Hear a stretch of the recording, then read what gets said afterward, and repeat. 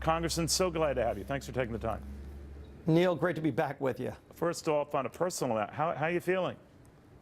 Feeling really good. I still have a lot of rehabilitation to go, but boy, I'm lucky to be alive, and it's just really good to be back to work and back in my district, getting around and seeing friends that I haven't seen in a long time. Yeah, people have been looking at your pace of activity, and they're saying, geez, in case Democrats were thinking he would be slowing down, just the opposite. But again, as you know, sir, some are saying time's a wasting on this. Doable by the end of the year, tax cuts? It is doable, and look, this is the time to get things done, and this is the biggest thing we can get done, and that is to lower taxes for everybody, to make our country competitive again, to rebuild the middle class, Neil. I mean, you look at what's happened over the last 10 years, and we've seen the middle class evaporate. We've seen jobs move overseas. We can reverse that quickly through tax reform, and that's what our bill will do. Congressman, I'm wondering what kind of give and take, you don't have to negotiate on this show, although you can feel free, by the way, what Republicans would do to get Democratic votes. I guess it's more an issue, sir, in the Senate where the margins are tighter. And a lot of Democrats are dead set against any package that would include tax cuts for the wealthy, maybe phasing them in or phasing that rate out for some at the top. How do you feel about that? How negotiable is that? Well, you know, you still see that class warfare being played on the left, and frankly, that whole approach to government was rejected in the last election. Donald Trump ran as a business person who was going to bring jobs back, who's going to make America great again. And again, the quickest way to do that is through tax reform, which means you lower taxes for everybody. Don't play, you know, hey, I want my taxes lowered, but I don't want somebody else's lowered. Let's lower everybody's taxes, but more importantly, let's make America competitive again and bring jobs back to America that left to foreign countries. You know, why criticize companies that send jobs overseas? Let's talk to them and say, let's bring the jobs back to America, and we can do that. Let's do that now, and let's get it done. Some of your colleagues also, even within the Republican ranks, Congressman, is saying maybe we have to stagger in these corporate tax cuts that will get to 20%, but we won't get there right away. We'll do it in stages. Are you of that mind? Well, if you really want to get the economy moving, which I do, you do it all immediately. Whatever you're going to do, if you stagger it or if you delay it, all that means is you're going to delay the growth and the success of this economy, and you're going to delay the jobs. We don't need to wait any longer. We've been waiting 10 years to get real economic growth. Let's get it started now. President Trump wants to get it started now, and I'm real excited to be back working with him. Let's go and get this done and make these effective immediately so we can see the real economic boost and, again, rebuild the middle class that evaporated over the last 10 years. You know, Treasury Secretary Mnuchin had said yesterday, sir, that if the tax cuts somehow failed or didn't get through, the markets wouldn't like that. Do you agree? Look, I'll let smart people like you that understand markets really well figure that out. What I know is we need to get this done. This is not only a promise that was made to the American people, but it's also something that really can unleash the potential of the American economy to create more jobs and to rebuild our middle class. That's why we need to get it done. So, you know, my focus is let's lay the plan out, let's build the consensus to get it passed, and then let's see the economy take off like nothing we've seen since 1986, which is the last time, by the way, that we've reformed our tax code. You know, you mentioned these markets and the assumption that I know what I'm talking about, but having covered them for all these years, 30 years ago, I think I had a better toupee, frankly, Congressman, but I digress. I do find it amazing that a sell-off or a big drop-off happens when few expect it. So Ronald Reagan was of the view of rarely talking about the markets, and they were doing very well and did very well by the end of his 8 years. We were a lot higher than when he entered office.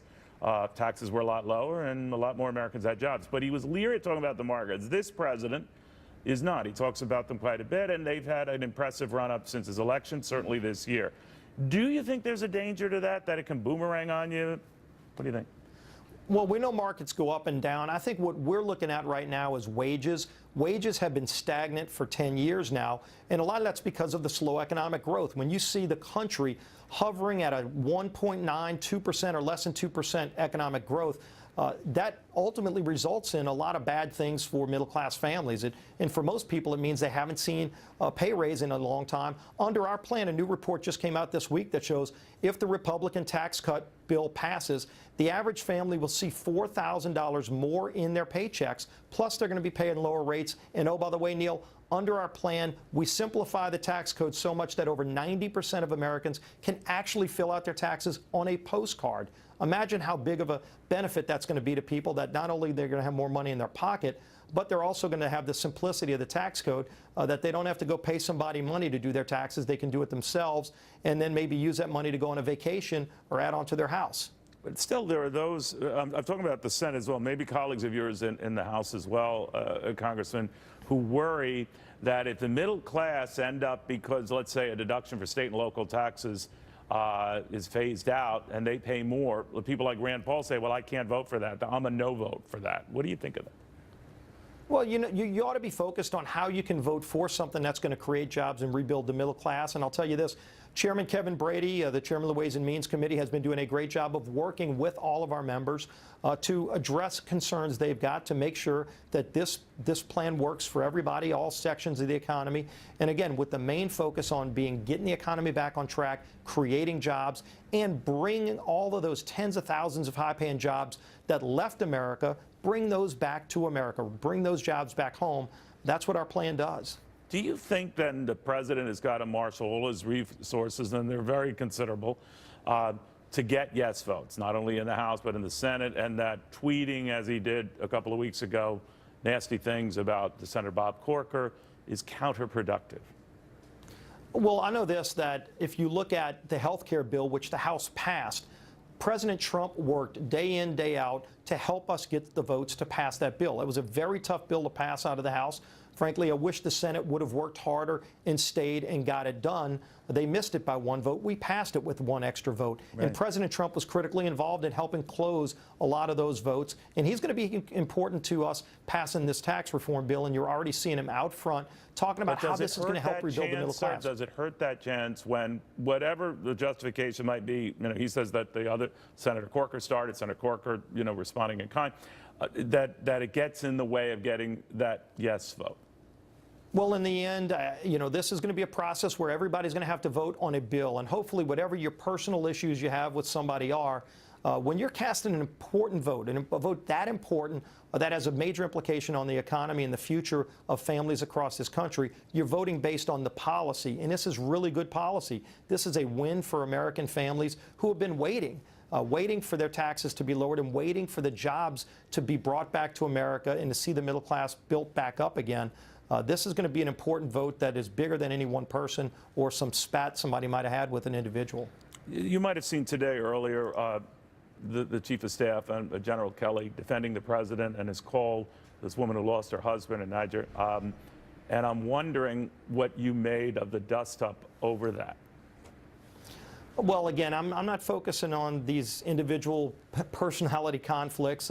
You know, surely you wouldn't want to see them happen, but regardless of that, I think this vote is going to be so important, especially after the failure of health care in the Senate. The fact that they couldn't get that done, this is the biggest thing that they can do and we can do to get this economy moving again. That's where the focus needs to be. Let's go create those jobs. Let's get our economy back on track. And you can vote yes to make that happen. And if you vote no, you're voting for the status quo in a stagnant economy. And I sure wouldn't want to have to go back home and explain that. Thank you, Congressman. We'll have more.